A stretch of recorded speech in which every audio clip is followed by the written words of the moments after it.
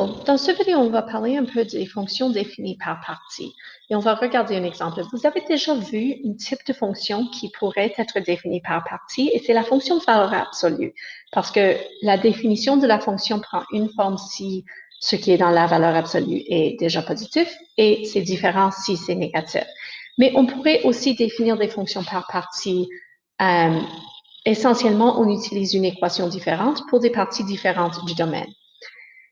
Considérons cette fonction f à x qui a trois différentes définitions pour les trois parties différentes du domaine.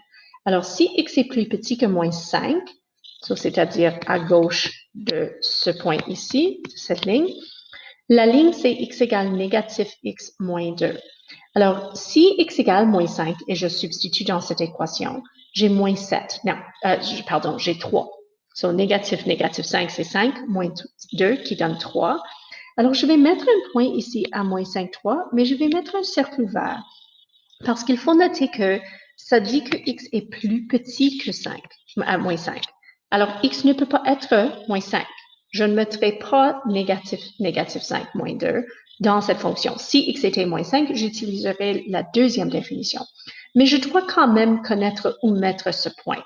Alors, c'est un point ouvert parce que ça ne fait pas partie de la fonction, mais ça m'aide quand même à définir les limites de cette fonction. À gauche de ceci, par exemple, si x égale négatif 6, négatif 6 moins 2 donne 4. Négatif 7 moins 2 donne 5. Négatif 8 moins 2 donne 6, etc. Et j'ai maintenant une idée de cette ligne. C'est la ligne avec une pente de négatif 1 qui se propage dans cette direction. Ça, c'est la première partie du domaine et la première partie de cette fonction. La prochaine partie de la fonction est définie entre moins 5 et 2. Alors, dans cette région du domaine, dans cet intervalle.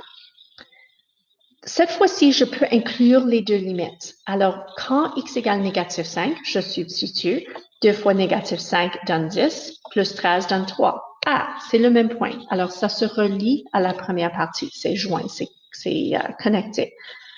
C'est pas toujours le cas. Si x égale 2, 2 fois 2 plus 13 donne 17. Alors, on a un point ici. C'est une fonction linéaire entre les deux. Alors, je n'ai pas besoin de tester trop de points. Je sais que l'ordonnée à l'origine va être 13, par exemple, et que la pente est 2. Mais essentiellement, je relie ces points. Et ça, c'est la deuxième partie de ma fonction. Pour la troisième partie, x est plus grand que 2. Alors, je commence avec le 2. Maintenant, j'ai une fonction quadratique. 2 au carré plus 8 donne 12. Alors, on a 2, 12. Cette fois-ci, ce n'est pas relié, ce n'est pas connecté avec la région précédente. Alors, j'utilise un cercle ouvert pour indiquer que c'est ici où ça commence, mais ce n'est pas connecté. Si x égale 3, on a 3 au carré plus 8 qui donne 17. Et on commence à être, si je considère cette parabole, son sommet sera ici. Ça serait une parabole qui inclut cette partie, mais je ne peux pas inclure ce que j'ai dessiné en rouge nécessairement. Je ne peux pas inclure ce qui est à gauche, ce qui est plus petit que 2, mais j'inclus quand même cette partie. Alors, cette fonction a ces trois parties. Une ligne qui existe quand x est plus petit que moins 5, une autre ligne entre moins 5 et 2 est inclusif du moins 5 et 2, et une courbe qui existe quand x est plus grand que 2. À noter, il y a deux situations différentes sur les bornes ici. Il y a une limite, une frontière, disons, entre deux régions quand x égale moins 5. La fonction est continue dans cette valeur parce que c'est connecté, c'est relié. Les deux valeurs donnent la même chose. Mais quand x égale 2, la fonction est discontinue parce qu'il y a une saute, un trou dans la fonction. Les fonctions rationnelles que vous avez explorées ont des discontinuités aussi. Quand on a une asymptote, on a une discontinuité. La grande majorité des autres fonctions qu'on étudie sont des fonctions continues, sont toujours reliées, connectées. Mais les fonctions par partie peuvent être les deux. On pourrait avoir une continuité dans une certaine région.